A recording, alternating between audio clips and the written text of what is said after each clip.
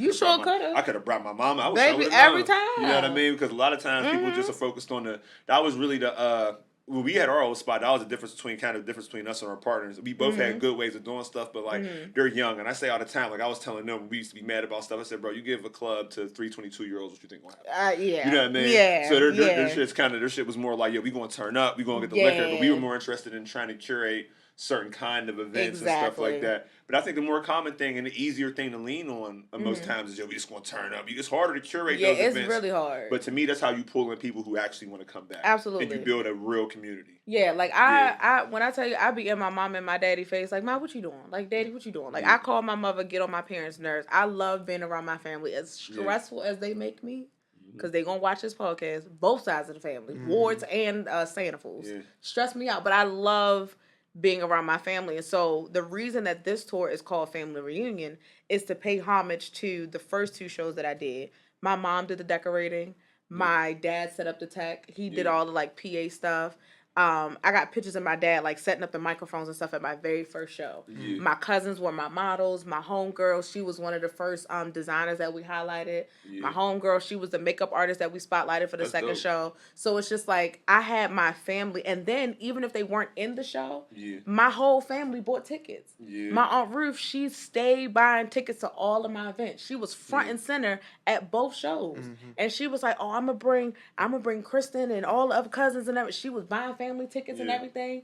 And it's just like, that's just how my family rock up. And so it's just like calling it a family reunion is just paying homage to all the support that my family has done over the years. Like even with my brand Crystallite, that's the nickname that my Uncle L calls me. And so when I made the Crystallite brand and my cousin saw it on Instagram, she was like, Daddy, you know Crystal got her social media, she changed it to Crystallite. He was like, what? And I was like, yeah, because that's the nickname he calls me. Every time he see me, he be like, Crystallite. And it's just like paying homage. My family is such a huge part in my identity. It's anybody that meets me, like if y'all come to Baltimore, you're gonna meet my mom and my daddy. I mean, we gotta slide now. Listen, y'all gonna meet my grandpa. Like that's just how I am. Y'all come through. I'm like, Grandpa, so this is Lum and this is LaL. Listen, this is Corey, and they have a studio. Like my grandfather and my grandmother, God rest her soul, before my grandmother passed, my grandmother used to be like, oh, how is this friend? And how, because I always had that sense of community of just bringing everybody together. That's just how it's always been. That's beautiful. Yeah. That's definitely. We always had a good time when we went to Baltimore in the past, too. Yeah. Man, first day, I ain't gonna lie, for my first day ever in Baltimore, somebody broke into my car. Yeah, that was always. I was like, I was gonna bring that up. I was like, I'm gonna bring it up. Shit, fuck if I know. I don't know. Boy. Listen, it's no, I've been a few times. Yeah, we went back after that. I got no problem with Baltimore. I feel like it's some East Side people. No, I like Baltimore when I was. I don't know where I was at, but I know. I bet you was East Side. They broke smooth into my car. It wasn't nothing in there but art because we was doing an art show at the Flower House. They gonna take the art. They ain't take it.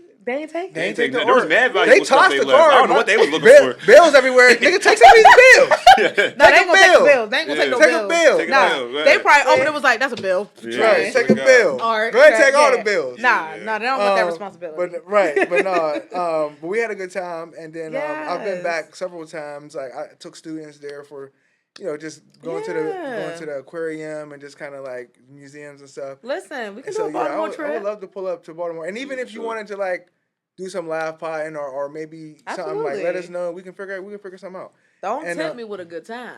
No, listen, we're also interested in community. Absolutely. We're interested in making sure that Black entrepreneurs have a platform, but also just trying to highlight people that are doing things that are outside of the box. Yeah. Because like honestly, I mean, I think that we try to stick to certain type of entrepreneurial endeavors because we assume that those are the most successful things. No. Like, I mean, there's nothing wrong with doing certain things, but I think that some things become a trend.